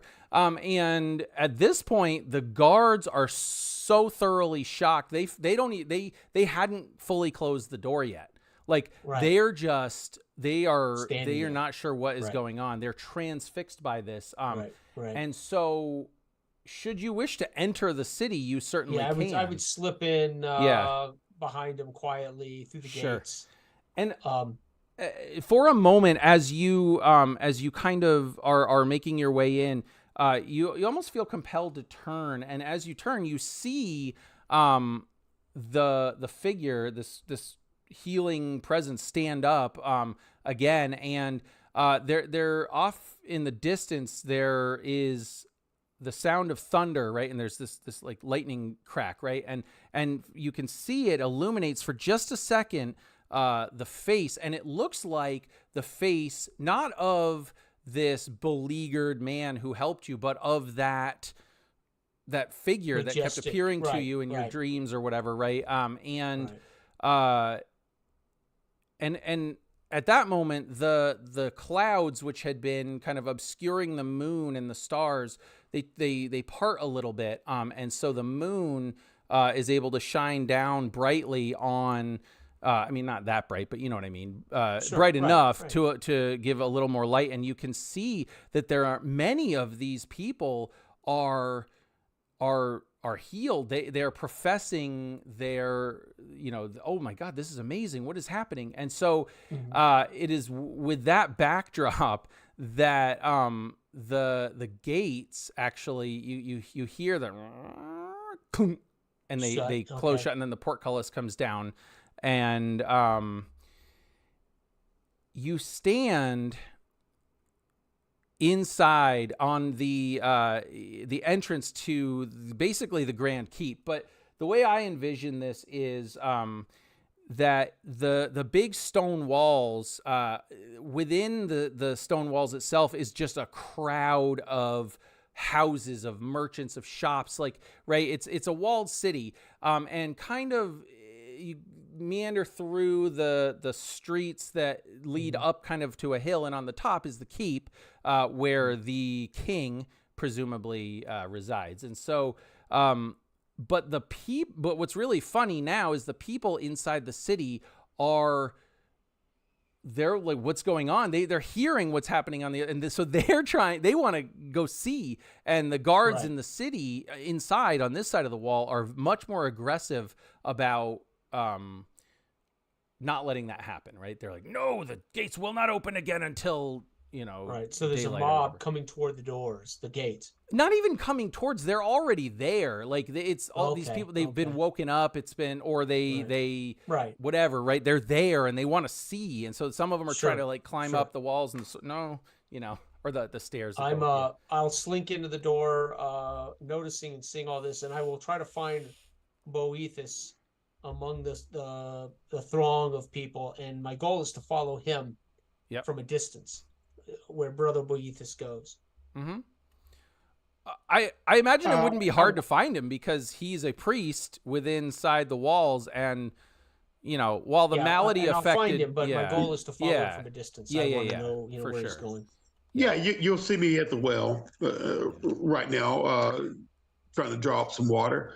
I'll wash my face and my hands. And as he sets down the cage with the bird to wash his face, I will run by and snatch that cage with the pigeon and off into the crowds. Okay, you do that, and I am. I guess my heart was racing, and it's almost like I could just hear the internal. So I don't really notice that until I'm patting my face dry, and I look down, and I think you're gone. The cage is gone, and I look around at the throng, kind of unaware of what happened, right? And then I'll start grabbing random passerbys. One that looked more affluent, okay? So that I could touch without incurring some disease or whatever like that. Did you see one of these scoundrels grab my pet? And it was a cage. It was a parcel here on the on the well. And you're not necessarily dressed in fine religious clothing, right? You would be more just a normal kind of monk, or would you be kind of more stately? No, I'm a normal monk. I mean, prestige is zero, yeah. Okay, so you managed to somewhat accost he might be a merchant, whatever. He seems to be well dressed, and this person looks very like offended that you grabbed him, but being a man of God, right, he can clearly recognize you as that. He says, "No, I'm sorry, Your Grace. I have no knowledge of what you speak. Please." And he's trying to like extricate himself from your grip or whatever. Yeah, I back up for a second and gather myself and realize how I'm dressed. And but I still regain who I am. He's at least acknowledged that. Mm-hmm. And, I'm sorry, and I loosened my grip. I'm just I am lost in here. This place is new to me, and the vagrants and vagabonds, I guess, in your midst, a horde of them outside, and one has stole my parcel. Where is the Lord located? And I kind of look around in questioning glances around the Well, and he courtyard. laughs, and he kind of looks at you like you might be stupid, like he's not sure. He's like, at the keep, of course, but surely you would rather head to the chapel, right? I mean, you're a man of God. You should talk to the new bishop. He might have the answers for you. Okay, I zone in on his gesture toward the chapel, and I'll let go of his lapels and kind of pat him on the shoulder and say, "Thank you, good son. Thank you. God be with you. Bless you." And then I'll turn around and pick up my stick. Luckily, that's still there, and then make off in that direction. Okay. So, you kind of make your way up, and as you are making your way kind of through the throng up the hill, you can hear this fairly booming voice, right? Someone who is used to speaking to crowds, and you instantly recognize this voice. And it kind of as you're looking up in the direction where this voice is coming from, you can see that this priest is standing on whether it's like this like wooden makeshift dais or whatever. Clearly it was hastily constructed to act as a platform. And standing there in full-on bishop regalia is your buddy, your pal, our favorite godfather. You know who it is. Bishop Aethelwald. No, not Aethelwald. Falcone. Falcone. Falcone. It's your boy. My Lord. Yeah, it's Father Falcone. I do a stutter step, and and look at him, and it's almost like I'm purposely adding an aura about him when I look at him. Yeah, and a grin will split my face even wider. Praise be, and I'll get excited and take large steps in his direction and start calling his name out and reaching my hand up to get its attention as I'm approaching. Yeah. Father Falcone. Yeah. And it is good to see you. And you see his huge like gold chain with an F and a dollar sign. No, just kidding. His pinky ring. But joking aside, he is actually decked out in quite a lot of wealth that the church would have. And this church obviously is much bigger and much more affluent than because this is the capital of the Northern Kingdom, right? And so so he's doing well for himself. Has moved on from Howard Town, I guess, and is chilling up here as the new bishop. And as he sees you approach, he wasn't exactly ministering. It seems like he was kind of rabble rousing, right? He was trying to kind of incite the well, because as the closer you get to the keep, the more you might have like the nobles, the influential people, the wealthy merchants, who would have their city homes here, right? And then they would have their estates off wherever. But so yeah, he's basically talking to a crowd of them, and when he sees you, this big like grin comes on his face, right? And he looks down to you and he says, Brother Boethus, yes, please come join me on the dais here. My lords, my ladies. I have waited you. I have been ever faithful, Father Falcone. You don't know what I've had to deal with that pompous joke of a bishop. No. Do not speak his name. He is an apostate, and we do not speak his name here. He lets and I'm just affirming that he lets pagans run in the streets. They're carousing with the Lord's chosen. How could this be? We need to arrest it as soon as possible. I'm so glad to see you. And I just babble on, giving him, and I hit my knees and I'm kissing his pinky ring and, Sure. I'm kissing his hand and stuff like that. And I've let my staff fall. So I'm totally just at his whim right now. Yeah. Okay. Okay. And so, he's kind of, what's the word I want to use? He's basically placating you. He's basically, sort of pandering to you, right? That's what he's doing. He's out of my system. He's trying to help you. Well, no, but he's also trying to rile you up, right? And so Janus, meanwhile, you see this, right? You see this happening. I want to make sure I would abscond with his pigeon into the crowds and make sure he's not following me, and then I want to find a secure place where he can't. Yeah. If he's not following me, I would find a secure place. Yeah. I might still be able to look back and see what's going on, but I want to make sure he's not following me. He's not following you. In fact, you would have seen you'd be able to see him because he's literally up above the rest of the crowd standing with Falcone on this dais, and so you can see him. You're within the throng of people. As I watch this unfold, I will fish the pigeon out of the cage. And I will continue to watch as I'll remove the from his leg where you might put a missive to deliver messages, and then I will with a whisper prayer to the pigeon, I will whisper to Bishop Ethelwald, let a blessing upon this pigeon to find a path not of usury to such a vile man, and I will release the pigeon into the night air free. Yep. Hoping that this will keep Boethus from easy communications. And then I'll set the cage down in the among the throng of people there on the ground. Yeah. And I will slowly work my way through the crowds to get close to this dais so I can hear whatever it is they're saying. Sure. Yep. Okay.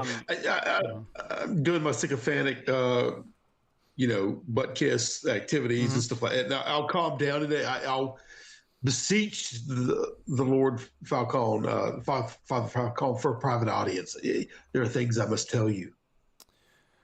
Secret things. Yeah, and I'm reaching in my coat for the missive that I've stowed away in my robe. There is something that I need to tell you in confidence, and I try to lean in on it. I'm road weary, so I don't smell all that great. He would say, "Keep it secret, keep it safe."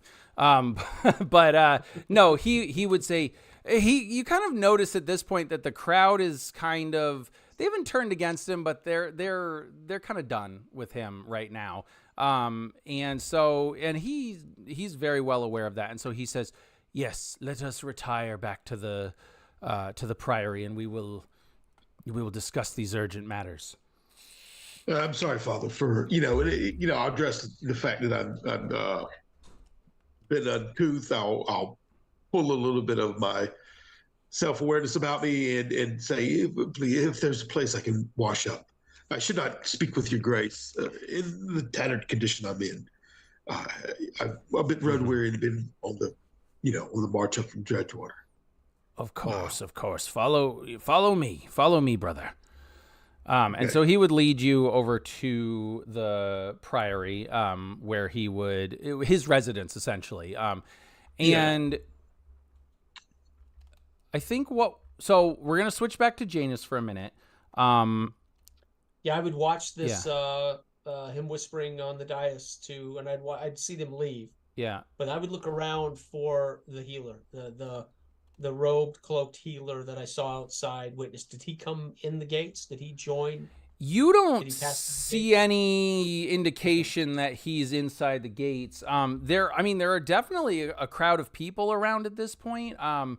The city seems to be abuzz, even though most people would probably have retired for the night by now, because of all the carrying on. And you've got some noblemen, maybe some thanes, some aldermen, like whatever, right? There are the men at arms that would accompany them, and so they're talking, and you hear that the conversation is largely about how the new bishop seems to be, he doesn't understand the political situation. They're saying things like, why would we send troops to the south when the north is being actively invaded? We need to shore up our northern border. Like, why is he advocating, this, whatever, right? But then some are like, no, he's the bishop. We must trust that he's getting his word from God, and that this, that, and the other. So I will make note of which, as I overhear a conversation, I'm going to make note of which one believes this bishop is giving false strategic guidance toward the Lord. Mm-hmm. And when I have a chance, I will approach the Lord. This not the one who believes they should be listening to the bishop, but the other one. Yeah. And Sure. I will approach this gentleman, and I will introduce, and I will make sure I kind of clean myself up the best I can, and I'll make sure he can see my rings, and that I am pretty prestigious character. Sure. Yeah. I will approach him and say, I am new to Northwich, but I bring news that your Lord may be interested to hear, and I could not help but overhear your argument with the other gentleman. I believe you are in dire straits here. You have been set up, I believe, for an easy pickings by the Northmen. And he's kind of taken aback at how suddenly this stranger, kind of just approached him and started talking to him. But he laughs a little bit, and he just motions to the wall, to the huge, thick, like, stone wall, and he's like, "No, the Northmen, they won't breach that. We're not worried about the city falling to the Northmen. However, their disruption of trade has been, that's another matter." So you get the impression this guy might be a merchant as well. Right. Yeah. There are many ways to bring down a city than just breaching the walls, as you may not know as well as I. There are also ways of making these walls easier to breach, but again, those are things we aren't privy to. But there's definitely something afoot here, as I have witnessed Vikings on the road, and I've witnessed Commander Aelwulf's cavalry engage them. And if what I heard you say is true, that they are sending the armies to the south, that is ill. That is ill news indeed for you, and for your economy. Yeah. He kind of like snaps his fingers and motions, and somebody comes over, a younger man, not quite as well dressed as him, and he says, "Bjork, go check out the rumors that this man says. See if you can find any indication of Northmen raiding this close to the city." And then he motions to who looked like maybe like a merchant's guard or whatever, and he says, "Prepare the wagons. We're gonna leave at first light. If what you say is true," and he turns back to you, then perhaps it may not be best where do to you get go into the at city. first light, may I ask? Well, I suppose I will head south, and I've been meaning to make a return trip to Francia. Perhaps I will head there. Are you sure that the Northmen have made it this far south? Last I heard, they were content raiding and pillaging Ireland to the north. No, they are indeed. We have heard horns. We have seen an altercation along the roads, just not far south from here. I don't know how far we traveled, an hour, 2 hours, whatever. Yeah. But well, close enough to the 2 city. hours south of here, Yeah, that's correct. alarming. Yeah. And I do not know what road you plan on taking, but I suggest it be northeast, not northwest. I mean southeast, not southwest, as they appear to be in the southwest region. And then I would ask that could I pay passage to ride with you? Oh, okay. And I do not. My business here is done. And as I say that, I take a deep breath, feeling better, thinking maybe I have already been cured by Bishop Athelwold. I'm not certain, but thinking my business to find Bishop Athelwold was solely to heal myself. Yeah. So at this point, I'm thinking I may be lucky enough that it has happened. I don't know, but I want to. My business here is done. Well, you know what? I want you to make a luck roll for me, please. Luck roll? Yes. Let me see if I have luck. I think I had spent one of my... Yeah, my luck now is +1. All right. 12. 11 + 1, 12. So not a crit, but a total of 12. Wow. Okay. So then, in that case, yes, the merchant will look to you and he'll say, yes, I suppose that could be arranged. You have coin or passage, I assume. Indeed, and greater than that, I can help establish for your trade. What is it you trade in, sir? I am a merchant of spices myself. Spices, and his eyes light up at that. He says, "No, I do not. I do not. But for now, and I'll trade in spices. I'll suck my pinky finger on my left hand and loosen the ring and slide a silver ring off and say, but for now, the silver ring should buy me passage among your troop." And he takes it. He kind of bites down on it just to, a little bit. And he says, yes, absolutely. We will leave it at first light. So be prepared, be ready. We will, and there's really, the only way that he can get in or out of the city is through the main gate. And he looks rather troubled, and he's like, hopefully that mob will be cleared out by the morning. And he's literally, he's like starting to itch, like he just can imagine how dirty it'll be walking through them. Yeah. But he says, yes, so stay close. And you would actually, it's not that late into the evening yet. It would probably be time for people would have already supped, and they would probably be sort of on their first sleep cycle, right? And then so it's late, but are you intending to try to find, say, an inn close by, or what would you I will, like to do at this point? Again, or do you want continue to ingratiate myself? Where is it that you stay, sir? I will stay where you stay. Very well. And he kind of points, and he says, it is it's a bit of a humble place, the Fisherman's Rest. And you can see it's like, the sign outside, right? It's got a fisherman, and he's kind of leaning up against a barrel with his pole and his fish and whatever. If you knew of my journey to get here, that is grand compared to what I have endured the last week, 2 weeks. Oh, well, why don't you tell me all about it then? Let's go in and have a drink. Yeah, and I will. I'll regale him over. I'll purchase food for us both, some wine, ale, and I will tell him of my business. I will share with him, the unfortunate treatment I received at Dredgewater, and that I fear Northwich and Dredgewater may soon be at war, if not Northwich being set up for an easy invasion. They may be planning something against Dredgewater, and so I recommend we head. And so I'll tell him all of this, and I recommend that we head southeast, opposite Dredge, toward Howard Town, and then further south to London, and eventually right where I would be able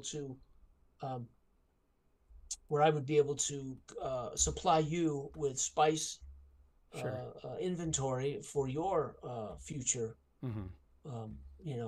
So I'll tell him the whole story about having to escape Dredgewater, or having been wrongfully accused. I will tell him. I won't tell him about Yami. I won't tell him about the girl.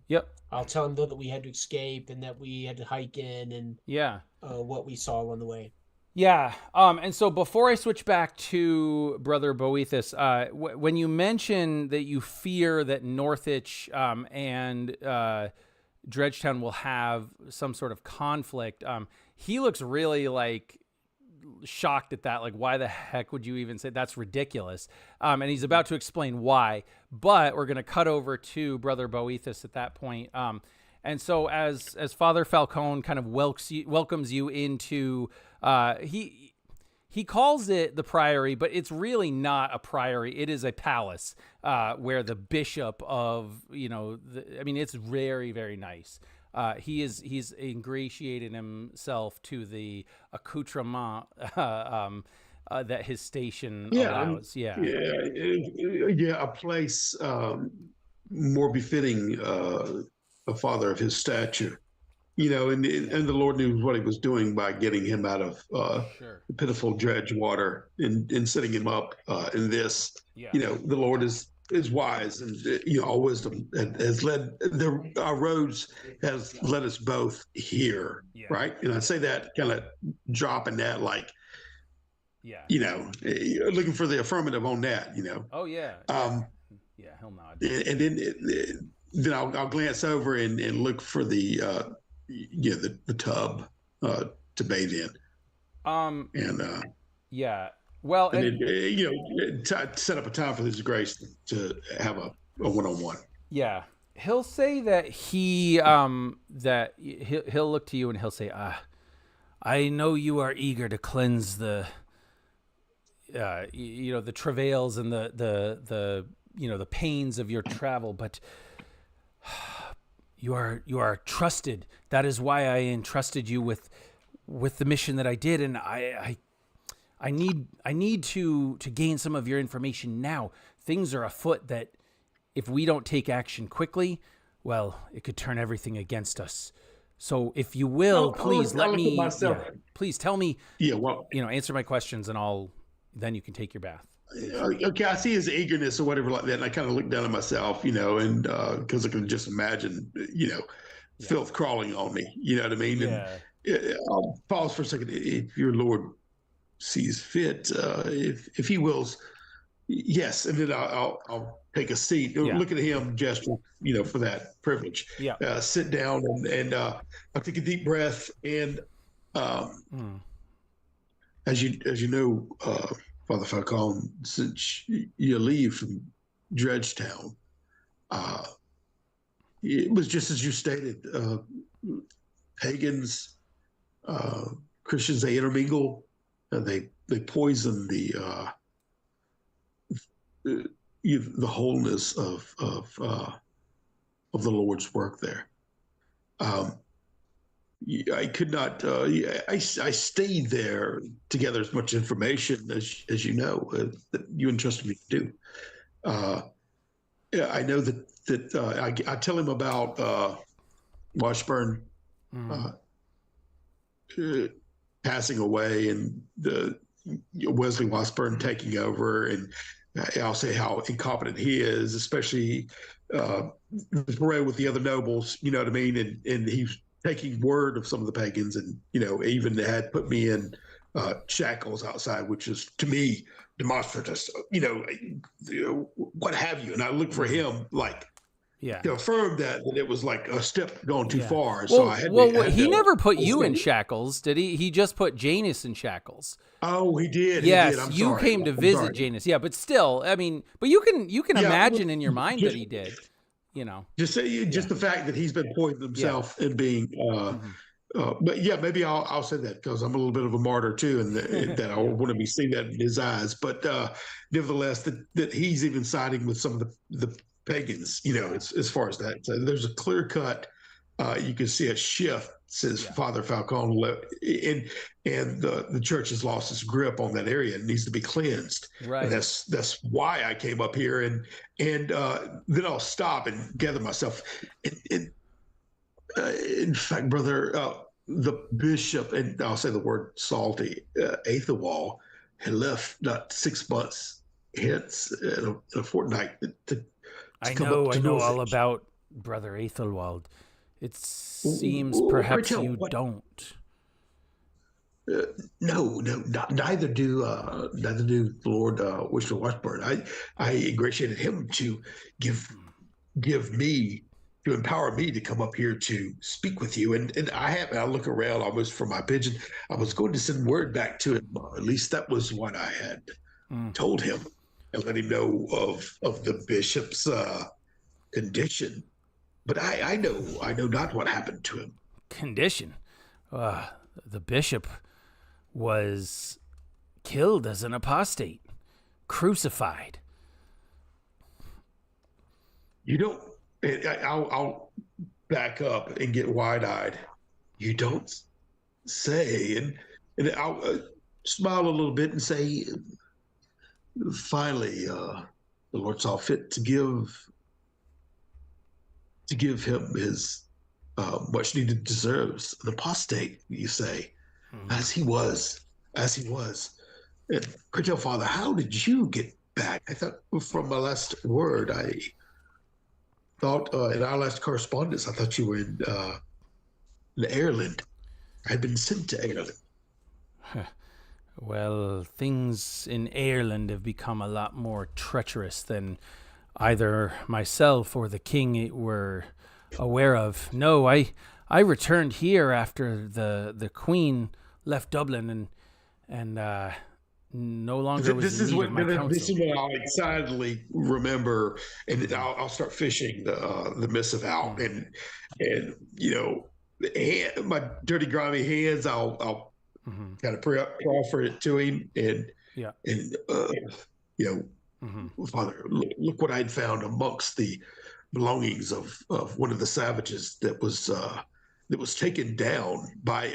I came up here with a found passage with a merchant, Janus. I believe he's outside the gates, as it were right now. But his man, he had some beastly man that took down one of the savages, and I found this laying the impression of his in the mud and muck, and fished it out. I did not. No one has seen it since.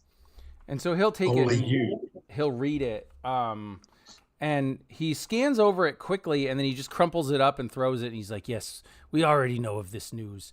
The queen has beseeched her father for help with the Northmen, and I will say he almost complied if it was not for his son, telling him that no, we need all of our soldiers here in case the incursions come south." I'll look quizzically as he threw it to the side, and you know, the carrier of this missive, who that was? No, that is beneath me. I have no idea which pagans would be carrying missives or not, but he probably came from Ireland and probably deserved the death that he received. You know more than I, Father. Father, what would you you suggest we do? What is your next move? Shall we do nothing for the pagan incursion? Listen, God's plan for you has been revealed to me, and I will now reveal it to you. You are special, eagerly and you have skills that are most needed. Now, tell me, when you left, who was in charge of the church? Who was carrying on the ministry of our Christian brothers and sisters down there? That I believe that little squire, Henry, I believe he's but a child. I think Aethelwald put him. Aethelwald's protege, very well. Yes. Yeah, he says, and when you left, as far as you know, he was still there. Did he seem to carry the same influence that lying apostate did? Well, as you say, he was his protege, and he does carry the same. There was not so much weight. He is a bit lost in his way, still searching, still finding, still perhaps manipulative, or perhaps able to, be convinced otherwise. I don't know. I don't know. I don't much care for the lad. I kept him at a distance. He was not somebody I would rather yeah. go So on with.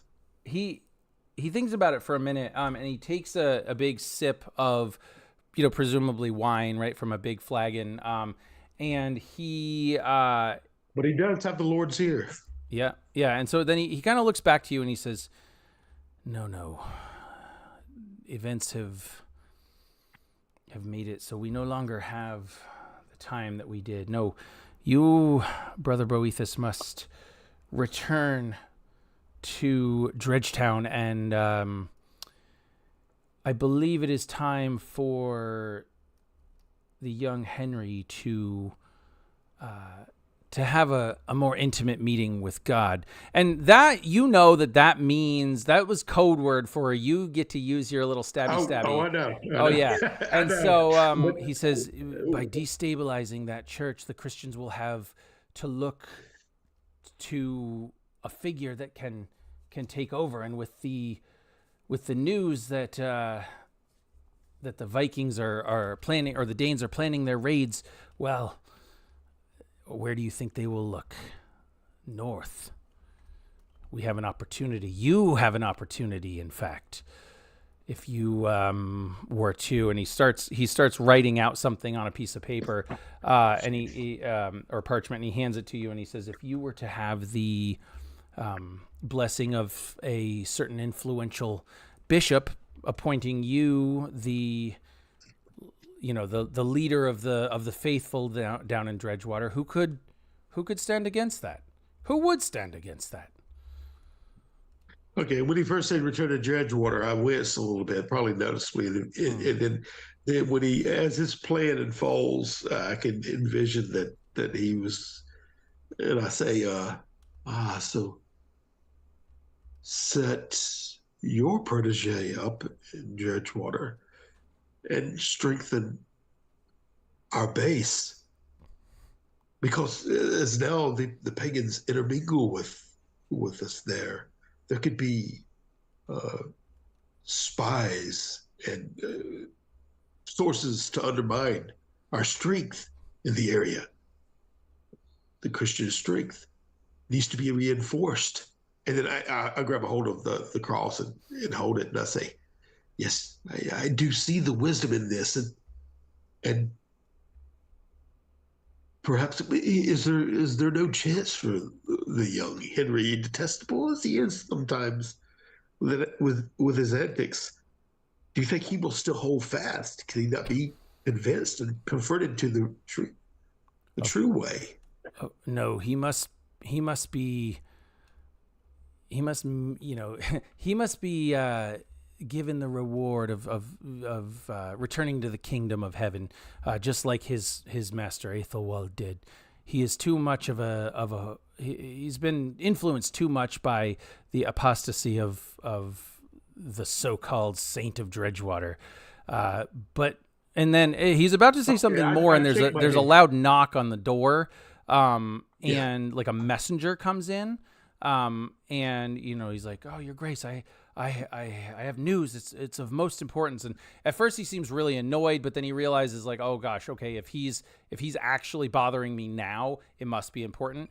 But we're gonna shift back to Janus for just a minute, because Janus, you will have been sitting, drinking, talking, having a good time with the merchant, and all of a sudden, there is like a bit of a commotion in the tavern, and somebody's like, quiet down. No, tell us again what it was that you just said. And they said, well, we just got the news. It seems that, our great King Osbert is now a grandfather. His daughter to the south has given birth, it seems. And they kind of give a cheer, and from what I hear, it's a strapping young lad. So the Osbert the Osbert lineage will continue even in those wild lands to the south. And They're like, oh, okay. They seem to like the king enough up here. So I look across the table at. Have I learned his name during our conversation at dinner? Yeah. So you would have his name is Senric, Cenric. Yeah, Senric. I look across the table. Well, Senric, that should end any worries about them waging war with Dredgewater. So I was not worried. That might calm. That might end that bit of a rumor, that bit of a fear that Lord Washburn had, that he might well be in trouble with King Osbert. So that is good news. However, as we know, this is the season of raiding. This is Viking. So I do believe there's still something afoot here. Oh yes, I have no doubt that the Lord has his eye turned to the north, but it is his son, and he kind of looks around to make sure nobody's can really overhear him. He says, "That bastard Aelfeld, or Aufeld, or whatever. I don't know how to pronounce it, but I'm going to say Aelfeld. Offeld. Yeah, Aelfeld, he's pretty Offeld if you think about it.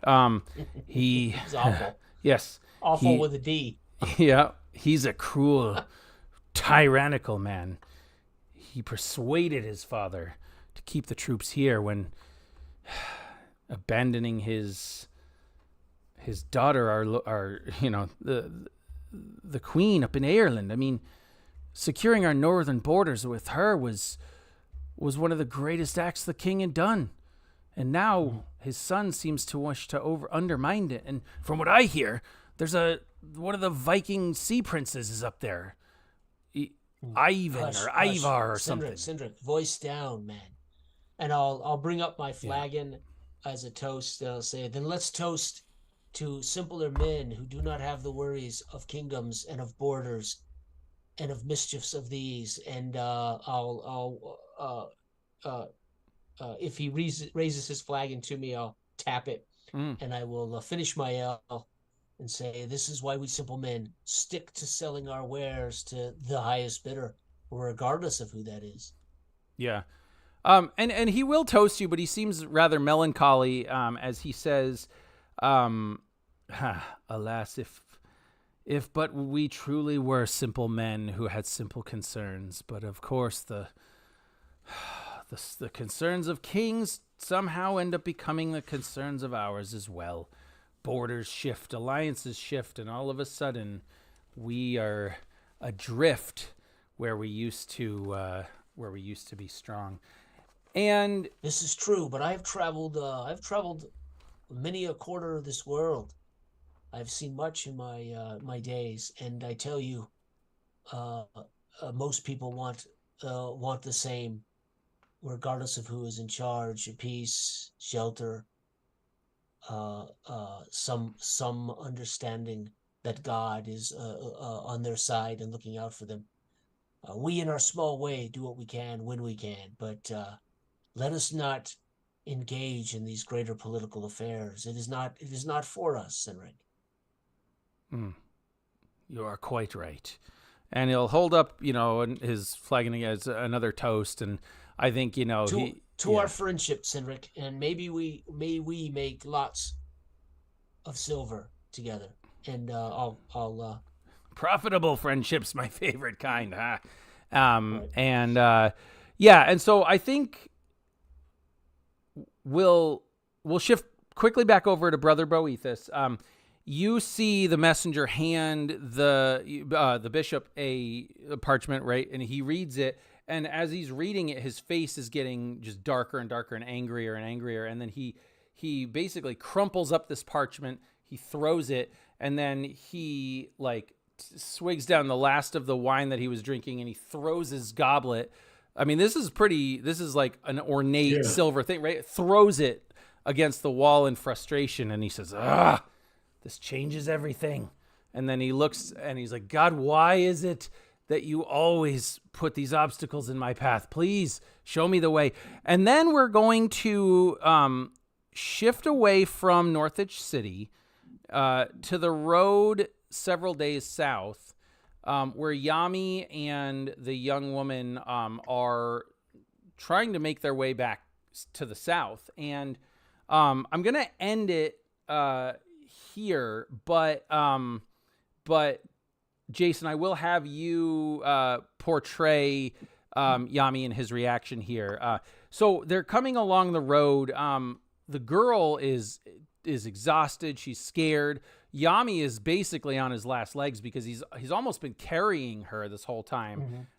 Sure, and for hours. Yeah, and hours, yeah. And he's walking along and he stumbles, but he manages to keep his balance, and then he stumbles again and he realizes, like, I'm not going to be able to go on. But behind him is like the sounds of these horns, right? And they seem to be getting closer and closer. And so he feels like he's got to keep going. And it's at that point he sees this figure, this man just on the road ahead of him. Seems to be kind of hunched down, almost as if he's like resting or injured or something. And Yami assumes that this man won't be able to, won't say much, or he might even be scared of him. But as he gets closer, the man speaks to him in Arabic and says, "Please, brother, do you have a drop of water to spare?" Yami, somewhat surprised to hear Arabic. So he hasn't heard it anywhere other than the big cities. Among he immediately says, "Janice, is that you?" And steps forward, pulling from his, in a way, setting the girl aside, steps forward toward him, handing his flagon or his canteen, his wineskin of water to this man. And he takes a sip and he says, "Thank you. You show a kindness that so many do not these days. Please, if there's anything I can do to repay your kindness, just let me know what that is." Can Yami see now that it's not Janus? Yeah, clearly it's not Janus. And this is clearly like an English person. It's not Arabic. Okay. He's not maybe from the Mediterranean, Spain or whatever. Okay. He looks to him and says, I know you not personally, but I must ask that you take this girl into your custody, as I have work in the north to do. And he'll eyeball this gentleman. Does he have weapons, armor? Nope. He's in tattered rags. He seems to have like a stick that he might have been using to walk, but... All right, he pulls back his robes and pulls the dagger, the dagger he got. And the guy holds up his hand. No. You do not need protection for the girl. And he says, he pauses for a moment and he says, "That girl does not need my protection. She already has the protection of the Lord, but I will not be able to take her into my charge for I'm not much longer." And he starts to falter. It's almost as if his words are he's having trouble speaking. "I will not be here much longer. You are charged now with taking care of this girl. But I will give you this." And he starts to say a prayer to him, a prayer basically, Heavenly Father and the archangels, watch over this man, protect him and this young woman in their travels. Please allow them to, bask in your glory and to see your light and hear your word and whatever. And then, and what's amazing is that the girl seems to understand what this guy is saying just as well as Yami does. Okay. And because she drops to her knees, because he'd put her down, and she kind of gets to her knees, and she's holding her hands, praying and speaking in whatever language he can't quite understand it.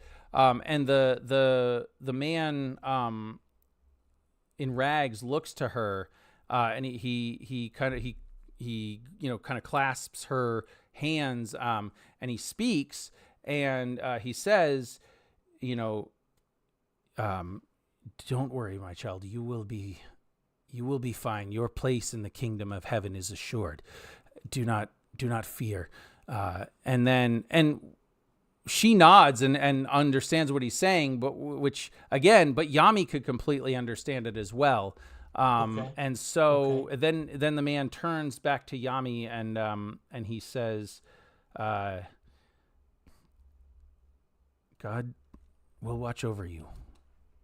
And if you have faith, as I know you do, then someday you will see him in the afterlife as well. And Yami will bow, look back toward the girl, and if they make eye contact, he'll give the girl the smile. Mm-hmm. And with that, feeling a little refreshed, he'll stand.